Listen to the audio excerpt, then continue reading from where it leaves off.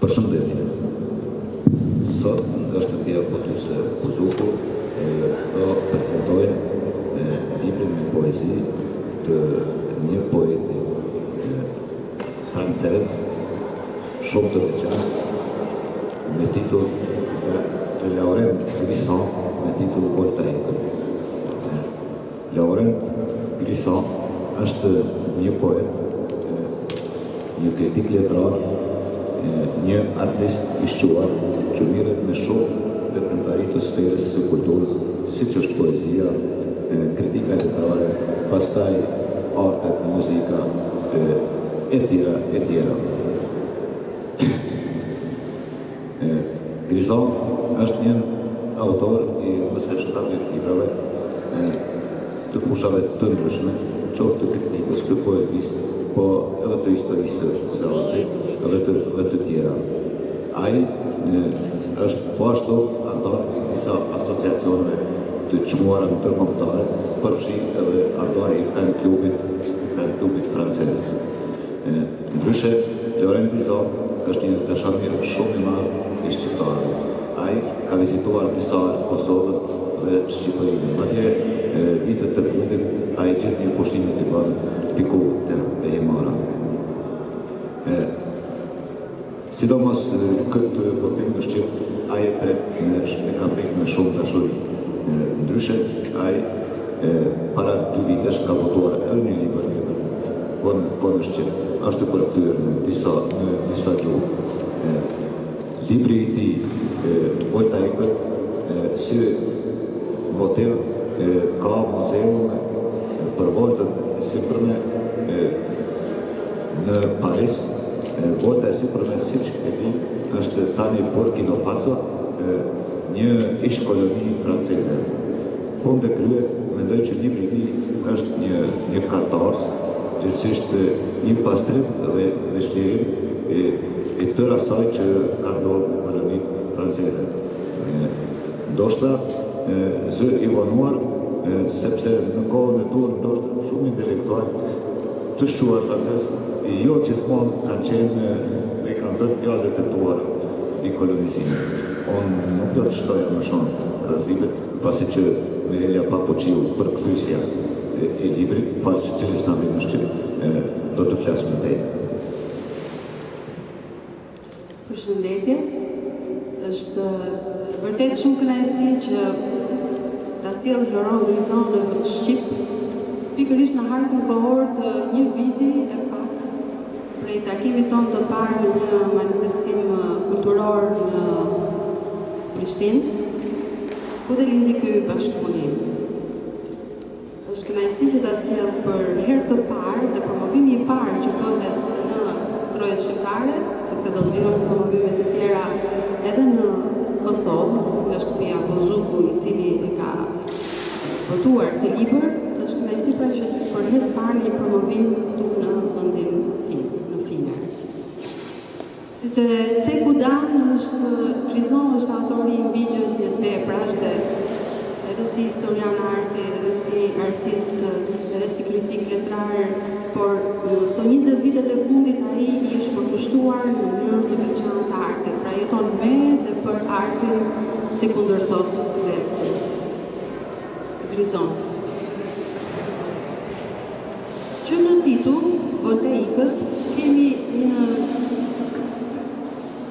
qasje të dyfishtit temi, si një evokim i voltës së epërme, që është ish koloni franceze e Afrikës Perëndimore, sot Burkina Faso, siç u situam më sipër, dhe evokim nga ana tjetër e metaforës së poezisë përmes metaforës së elektricitetit, volta. Gjë që tregon që kemi të bëjmë me një përzierje, si të thuash, shpërthyese të autorit në të vetë. Përmes reminiscencave të kolonializmit francez, apo të skenave që ai përshkruan të ikëve të gjitha kohrave, të emigrantëve të vjeshëm dhe të emigrantëve të sotëm, tu rrëfehet me një ndjeshmëri të thellë gjendja e prishtë e njeriut, Gjendja e prisht e njeriut shkaktuar nga njeriu, nga i singjashmi i tij, dhe jo më ka qenë sa faqen e parë të librit ndeshemi me këto vargje. Në muzeun e njeriut të ngraht, nga plumuri i perandorisë koloniale dhe shtimit. Ai e nis si një vizitor, i çfarëdoshëm, një vizitor që mund të jemi edhe unë, edhe ti, edhe të gjithë ne, ndërsa lexojmë këto vargje, një vizitor që viziton ekspozitën koloniale të Parisit të 1931-shit, e cila pati si synim të jepte gjithë shkëlqimin, pasuritë e perandorisë koloniale dhe paralelisht me këtë të jepte edhe zhvillimin e supozuar që vendet e perëndimore synonin apo pretendonin se jepnin vendeve të shtuquara të pacivilizuara. Po të shohim në faqen 18, për shembull, autori Pion, një fotograf në Z, ardhur prej metropoli, një reportazh bën hazër, rreth njerëzve të egër, rreth rritit ekzotik, rreth të mirave të qytetërimit, për një revistë shqip. Ai analizon që fillim instrumentalizimin që pushteti, që bota i qytetëruar, i bën njeriut të pambrojtur, i bën atij qytetarit të quajtur edhe në mënyrë të nënkuptuar shpeshherë të dorës së dytë. Jo pa ironi, përshkon faqet e këtij libri një ironi që është një ironi në fakt e lehtë, sepse autori nuk e vë kishtin për ta akuzuar, për vetë faktin sepse ai merr përsipër edhe përgjegjësitë e veta. Pra, ndihet po aq përgjegjës si njeri, sa shkaktarët fillestar për këtë që kanë fatin e disave kundrejt disa të tjerëve. Pasi ndërsa jetojnë në të njëjtin qiell e në të njëjtin diell, sigurisht që gjithë çka që ndodh sipas vizioneve na përket.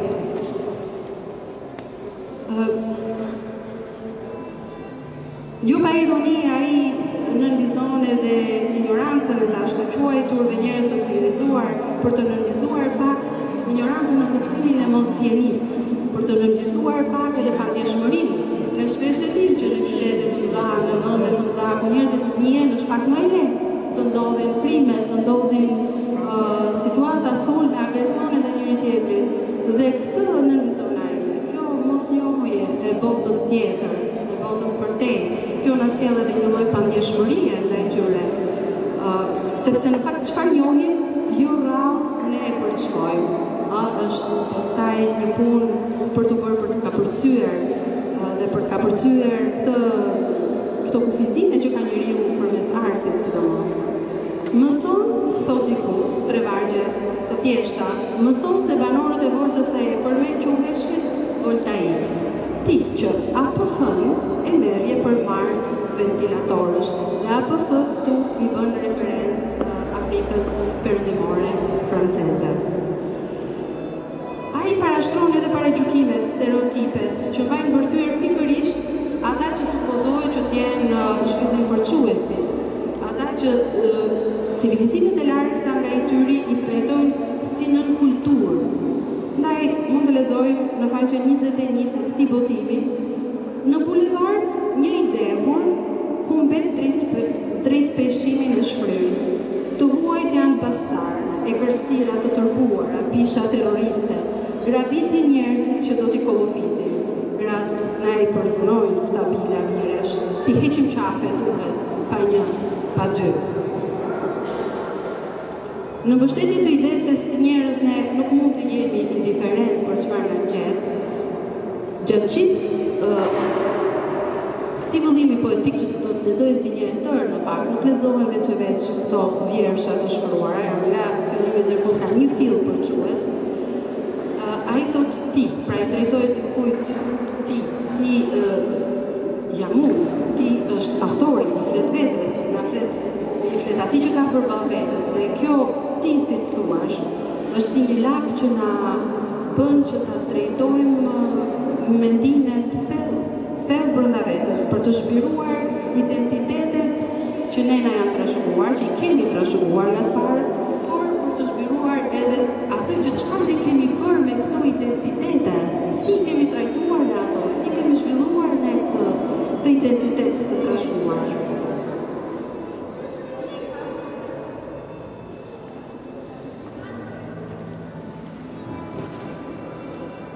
Më dyshesh të kthehesh në shtëpi. Bardhësia e mureve të saj tashmë të duket e padurueshme. Këtu autori është pas një kuptimi të gjatë nga Expo janë Expo, nga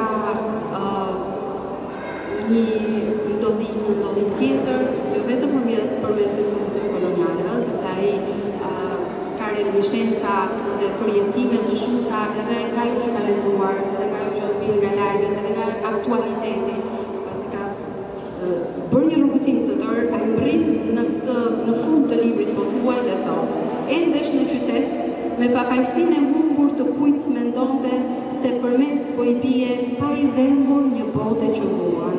Tani me si vëllezërit e tu mban barrën e lashtë të plagëve numërim pa mbaruar. Më këmbë ballë për ballë me të vërtetën. Bashkë me ta do ta rrëfesh pan e të pathënëve." Me një shqis të rrallë me atë të poetit, i cili nuk mund t'i përvidhet trishtimit për fatin e njeriut, për fatin e të pambrojturve, të pastreve, të marginalizuarve, të djeshëm dhe të sotëm. Autori vjon: "Tani me si vëllezërit e tu mban barrën e lashtë të plagëve, numërim pambaruar." Kuptojmë se dhimbja, ai e ndjen barrën e tij për këtë humbje, për këtë dhimbje të njerëzimit. Dhe kjo e vesh veprën e Laurent Grison me shumë njerëzillë, e vesh ato me shumë njerëzillë të cilën në fakt ai nuk e vërtet. E gjejmë vetëm duke vizituar nga viset më të largëta të Afrikës, herë si vizitor muzeumesh, të tjera si turist, si qytetar i botës, shohim që poezitë të pasqyrojnë dhe pasojnë njëra tjetër, në fakt, si sekuencat e një filmi, po edhe pse kanë shkëputje njëra me tjetrën në pamje të parë, ka një film që i përçon, është mendimi. Pra këto sekuenca që shkojnë me vim nga një skenë në tjetrën nuk na çorodisin në fakt, sepse kjo është merit edhe e kompozicionit të veprës së autorit.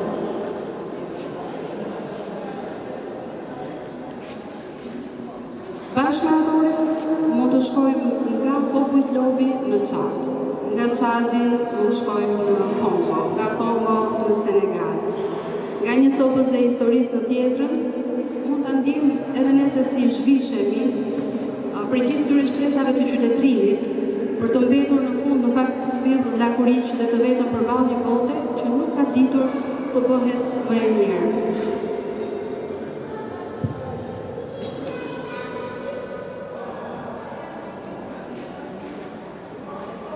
Autori na thot: "Në sipërfaqen e lumit, një fletë të letre lufton në rrjedhën." Dhe një fletë letre në fakt këtu ka ai në poezi të mëhershme momente ku rikujton se si të mbyturit, emigrantët e mbytur, të cilët përpiqeshin në kushte shumë të vështira të linin vendin e tyre për shkak të mbijetesës apo të luftrave që zhvilloheshin në vend. Kjo fleta e letrës mund të jetë një trup njeriu i bëshatisur nga fryma, e bëshatisur nga një trup njeriu pa jetë. Në sipërfaqen e lumit, një fletë letre lufton me rrjedhën. Reziston nga uji, mos u mbulon. Ngadalë ikën boja në pështjellimin e dukshëm të ujrave. Reziston nga uji, mos u mbulon. Tretet një alfabet i mbytur lotësh, gërma që ravgojnë e rrjedhin. Reziston nga uji, mos u mbulon.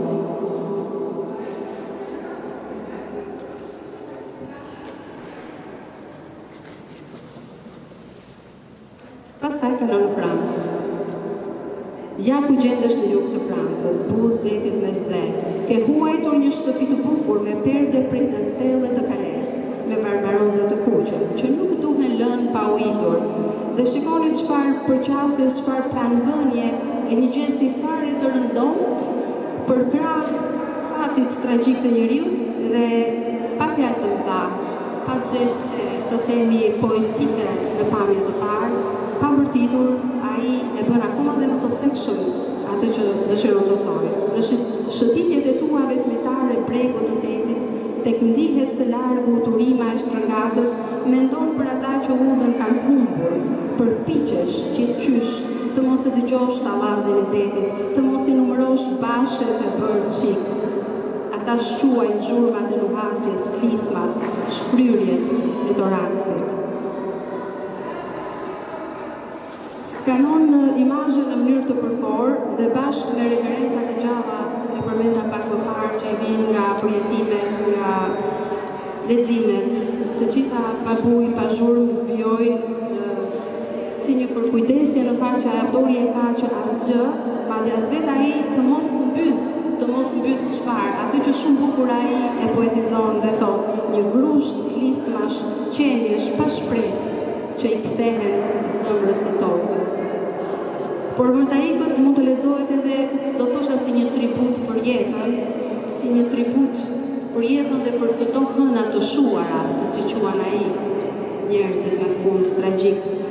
Këta njerëz të cilëve u është mohuar dinjiteti edhe liria, duket sikur grizon me çdo kush të shiron se e ka edhe si një kredo, të paktën në këtë vëllim, t'ua kthej këtë dinjitet dhe këtë liri.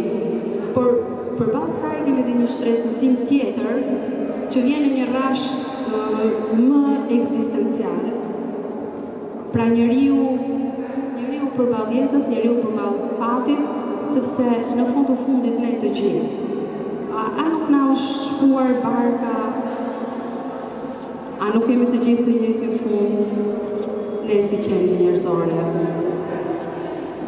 Prandaj këtë pjesë ai e veçon në pjesën e 9, këtë element, këtë ide, të cilën unë dua ta lexoj dhe që kërkon pak vëmendje, sepse shkëputet, duket sikur ka një shkëputje nga imazhet apokaliptike të botës koloniale apo të gjithë dramave të kësaj kategorie njerëzish për të bërë një përgjithësim. Po. Të endësh ekzistencën, një thile mbar, një mbrapsht. Të bashkosh fijet e gjata të materialit të ndjeshëm, fijet të ngatëruara deri në ulërim, fijet të lakuara më ndafshi, vetja, fije në furk, të rezistosh të prerave, të qepësh të qarat që dhembin.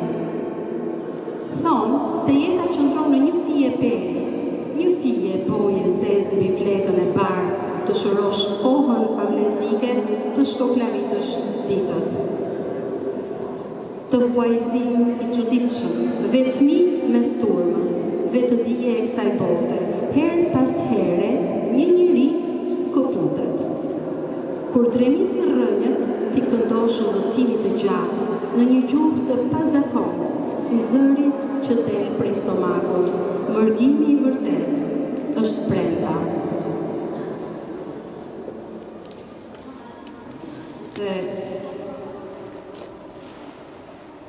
duket se autori ajo që mëton të thotë është në shoqërimën e një frymëmarrjeje të lehtë, të lutesh për njerëzimin që ecën drejt shpresës, sepse ai në fakt e sheh shpresën, e ka shpresën, pavarësisht se duket mjaft i errët të themi si vëllim poetik.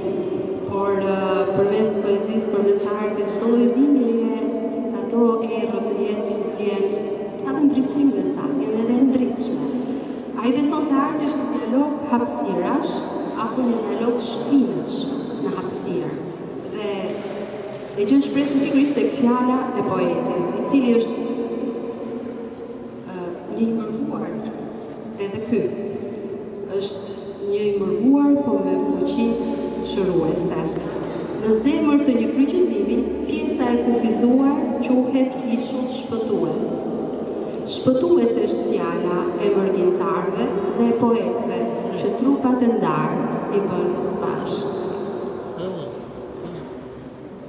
Kjo ishte si një parashtrim për veprën, ndërsa për përkthimin, nëse ka dikush në një pyetje, për mua ka qenë goxha sfiduese në fakt, edhe për shkak të referencave që janë shumë të njohura ndoshta për publikun frankofon, por që për publikun shqiptar janë më pak të thjellta të themi, dhe më është dashur të bëj diçka që një profesor jemi përkthimit thoshte gjithmonë që ato shënimet e përkthyesit në fund të faqes janë Pra kur ato mund t'i evitosh, duhen evituar.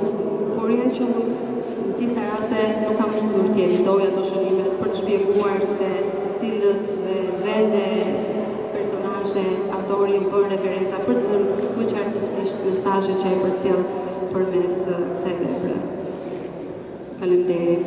Doja të falenderoja veçanërisht Majlinda Nana Ramën për aktivitetin e organizuar, për seriozitetin, e falenderoj për se na e ka zbardhur faqen si qytet, të mbaj një veprimtari të tillë, në të cilën kanë të shtuar, na thoshin disa miq prej Kosovë, dje edhe në Kosovë, ndoshta në këto kohë pandemike, ta mbaj me vështirësitë që të gjithë i njohim dhe i shohim, por është një trit shpresdhënëse dhe vazhdo Majlinda mos hiq dorë nga kjo veprimtari. Faleminderit me gjithë zemrën.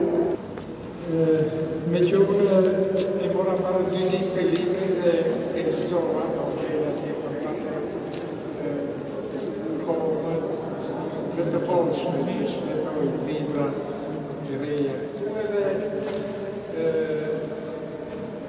Doja ta përgëzoj një reje, më është dukur një përkthim shumë i afërt, shumë i famshëm, një poetike lirike, të lirikës që është në trendet e kohës, që është në rrjetat e trendeve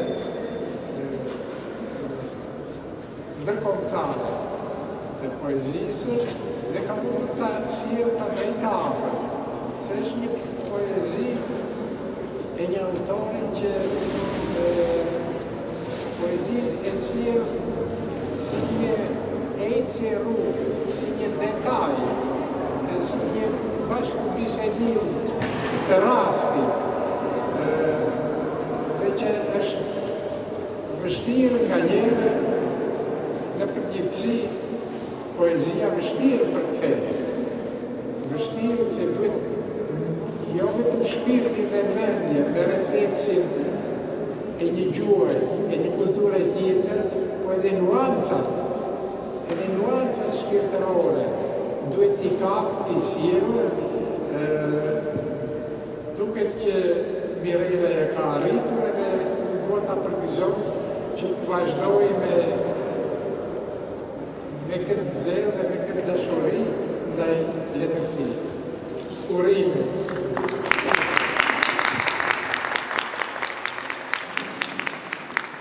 Me kaq aktiviteti ynë mori fond, ju falë për pjesën.